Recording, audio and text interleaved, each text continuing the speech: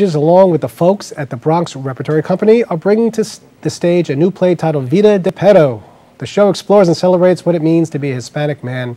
And with us now is the man behind the play, Mr. Felix Otero. Felix, welcome to the show. I can't roll my R's, so tell me how to say please. Vida De Perro. Yeah, I can't do that.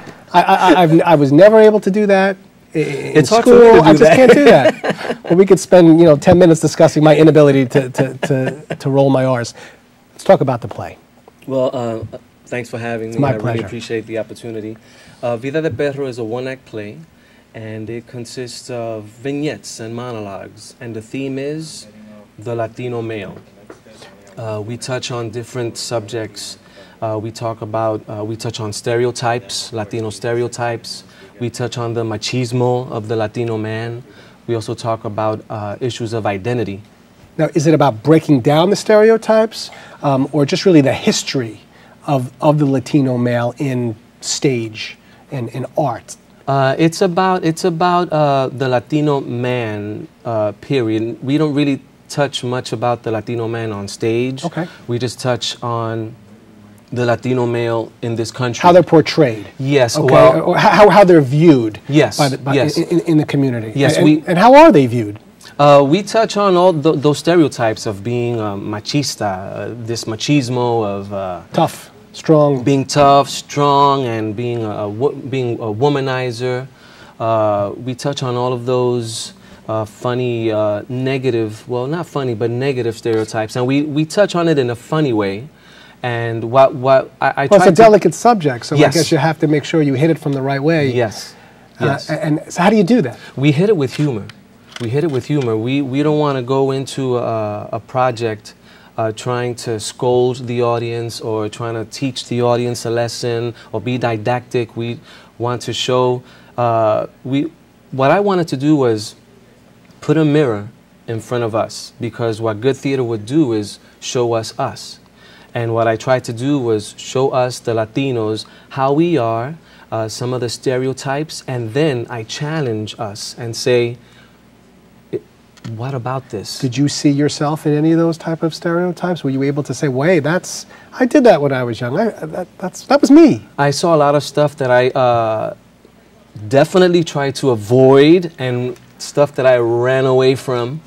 And sometimes people probably thought that I was different because of that. Like, wait a minute, you're 13, 14, and Give us an example. So a girl asked me once when I was 13 if I had a girlfriend. And I said, no, I don't have a girlfriend right now. Do you like anyone? No, I'm really not interested in anyone right now. Are you gay? A girl asking me this. And I worked at a daycare center for years, so I worked around a lot of women. And even women would say things like, be a man, or he's not a real man. They're expecting a Yes. Hispanic male, to be tough and say, oh, I have 10 girlfriends, even if you were 13 years old. Right. I understand.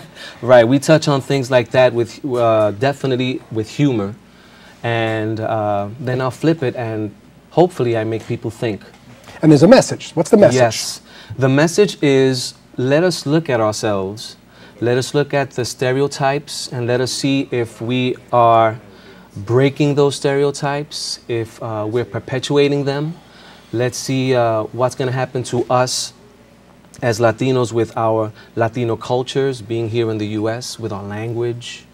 What will happen to us with the respect that we have for our parents' culture or our grandparents' culture? Do we see it as our culture as well? We were talking off the set about some of the other plays that had been put on, certainly in the 1950s and the Yes. 1960s. So we're talking about West Side Story, Yes. right? And the way Latinos were portrayed in that particular setting.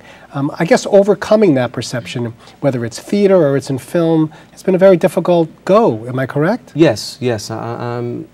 I'm pretty sure it still is somewhat difficult. West Side Story, it's a great play. It's great. It's difficult for me to watch the movie because I know these are people who aren't Latino, and they were made up to look a bit more tan, right, and I had some issue Some issues with with that. But that was back in the 50s, and opportunities hopefully are more now, where we don't need to have someone who's not Latino play a Latino role. Right. Because what happens, I believe, is that we're not that dumb. If there's a story about Latinos and the entire cast is not Latino, we may not go out to see it, because we will feel kind of cheated, because we want to see us. We want to see ourselves. We want to see our people play us. Right. Well, when is the play? When is it being Well, shown? we opened on Monday. Okay. And it went really well. Congratulations. And thank you. And we have a 2-week run. We have a play today at 3 o'clock, and we run till the 29th. All right, let's talk about some future projects that you may be working on or thinking about. Do you want to stay in this theme, or are you going to branch out into some other things? Well, Vida De Perro is the first Spanish language play that Bronx Rep produces. We've done quite a few plays in the past, and of course we plan on continuing to do more. And Lehman Stages, we have the Children's Theater Company right now. We have shows in the Bronx Zoo till about, I think, till the end of next month, I believe, with Saturdays and Sundays. I mean, Lehman Stages is doing wonderful work for the community. It's nice to see the Bronx having their own, company to be able to put on a lot of these plays. Right. Where do you see the arts in the Bronx now? Is it moving to another level? Is it really picking up speed, or because of the economy, is it faltering? Well, I think in terms of the art itself, there are creative people out there, and we are doing our things. We have Pregones, just to name one. What's that? Pregones is a Puerto Rican theater on Walton and 149th Street, really close to Ostos Community College. They've been doing some great things for quite a few years now.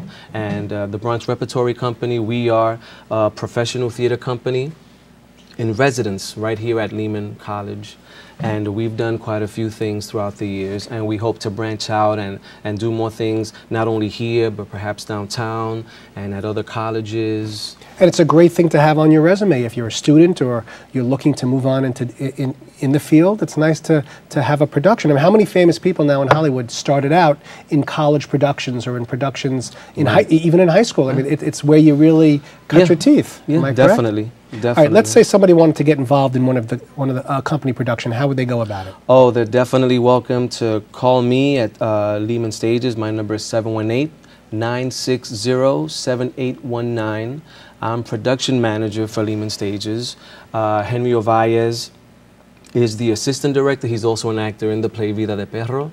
Dante Alberti is artistic director of Bronx Rep. And what if you can't say Perro? What happens? Perro? That's fine. Some of the guys on our cast, can't say Perro. Because I wouldn't be able to say it, so then I would just not even be able to be on the set.